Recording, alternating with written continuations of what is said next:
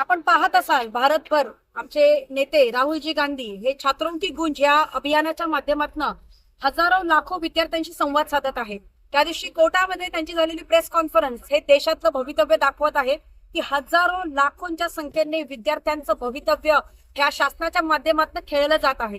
आज देशाची अर्थव्यवस्था जिथे 2.5 लाख 230 लाख हजार कोटी एवढे अर्थव्यवस्था जर नीटच्या परीक्षेवर लागत असेल, एवढा अर्थकारण जर होत असेल, भ्रष्टाचार होत असेल, जिथे संस्थेपासून ते क्लासेस पर्यंत भ्रष्टाचार होत असेल, अशा वेळेला या सरकारच्या माध्यमातून 2020 साली सुद्धा हा भ्रष्टाचार झाला होता। तेव्हा जेव्हा देवेंद्र फडणवीसच्या साहेबांच्या माध्यमातून निदर्शनास आलं, त्या 2021 ला त्यांच्याच माध्यमातून नीटच्या परीक्षांविरुद्ध पेपर फुटी विरुद्ध एक कायदा आला। असा कायदा जर 2021 ला येत असेल आणि पुन्हा एकदा जर 2026 ला अशा पद्धतीने घटना पुन्हा घडत असेल तर मला असं वाटतं या सरकारचं अपयश आहे। 2026 मध्ये घडलेल्या या घटनेची संपूर्ण जबाबदारी शासनाने घ्यावी। मुख्यमंत्री म्हणून, शिक्षण मंत्री म्हणून दादा भुसे साहेब आणि जे या शिक्षण व्यवस्थेचे करता करविता आहे धर्मेंद्रजी यांनी तात्काळ या ठिकाणी राजीनामा द्यावा अशी आमची काँग्रेस पक्षाच्या वतीने मागणी आहे। आज भारतभर राहुल गांधींच्या माध्यमातून तसेच महाराष्ट्रभर हर्षवर्धन सकपाळजी यांच्या माध्यमातून, शिवराजजी मोरे यांच्या माध्यमातून मोहीम राबवली जात आहे छात्रों की गूंज। आम्ही देखील आज पनवेलमधील एका महाविद्यालयामध्ये विद्यार्थ्यांशी संवाद साधला।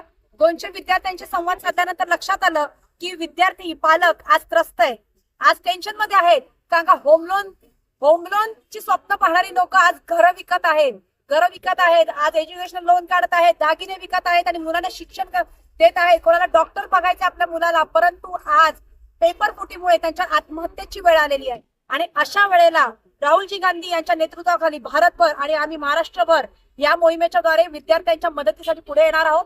येणाऱ्या दिवसांमध्ये तुम्ही बघाल काँग्रेस पक्ष हा ताकदीने विद्यार्थ्यांच्या पाठीमागे उभा असेल।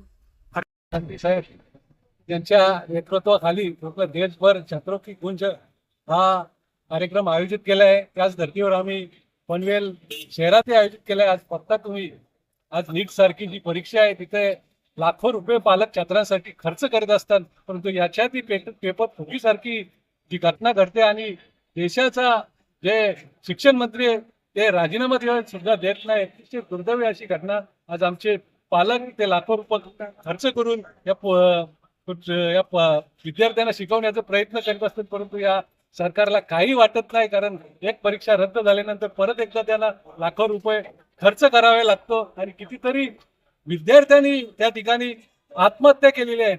आणि आज तुम्ही बघता परीक्षाचे दिवस असतात त्याही दिवशी विद्यार्थी पोहोचू शकत नाही, कारण सरकारने त्यासाठी कुठल्याही प्रकारची व्यवस्था या विद्यार्थ्यांनी ठेवली नाही। मी आता चायनाला गेलो होतो, त्या ठिकाणी त्यांची अशी परीक्षा असतो कावकाव म्हणून नाव आहे, त्या ठिकाणी पूर्ण शहर बंद ठेवतात, विद्यार्थी टाइम वेळेत त्या परीक्षेला जावा म्हणून, परंतु इथं कुठल्याही प्रकारची दखल घेत नाही। त्यामुळे कितीतरी विद्यार्थ्यांना या परीक्षेसाठी मुकावं लागतं। असे कितीतरी प्रश्न आहेत, या प्रश्नांचा उपाय करण्यासाठी आम्ही आमच्या नवनिर्वाचित ज्या जिल्हाध्यक्ष शिटीताई आहेत त्यांच्या नेतृत्वाखाली आम्ही पनवेल शहरात जे कॉलेजेस आहेत त्या ठिकाणी आम्ही व्हिजिट देऊन या विद्यार्थ्यांचे काय प्रश्न आहेत त्यांची करणार आहोत। एक जी जबाबदारी आमच्यावरती आहे स्थानिक पातळी पासून जी नीट पेपर फुटीवरती जे आम्हाला प्रेस कॉन्फरन्स आणि विद्यार्थ्यांमध्ये जनजागृती करायची आहे, त्याची जबाबदारी आमच्या जिल्हाध्यक्ष श्रुतीताई म्हात्रे यांच्या नेतृत्वात आम्ही पार पाडत आहोत। विविध कॉलेजमध्ये जाऊन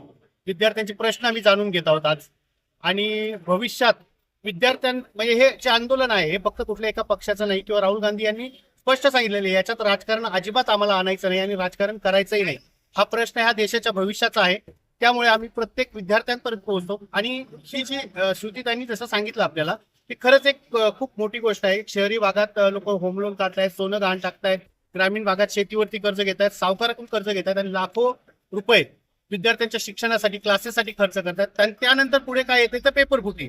हे श्रीमंत मुलांनाच फक्त इथे संधी मिळते, गरीब याच्यापासून वंचित राहतोय। आज 22 लाख विद्यार्थी परीक्षेला बसतात, जागा 80,000 आहेत आणि त्या 80,000पैकी जे गरजवंत आहेत त्यांना जर भेटत नसेल तर ही शिक्षण व्यवस्था खरंच आपली वाळवी लागलेली आहे। आणि आम्ही तोच प्रयत्न करतो विद्यार्थ्यांमध्ये जाऊन की जागृती करून इथून पुढे भविष्यात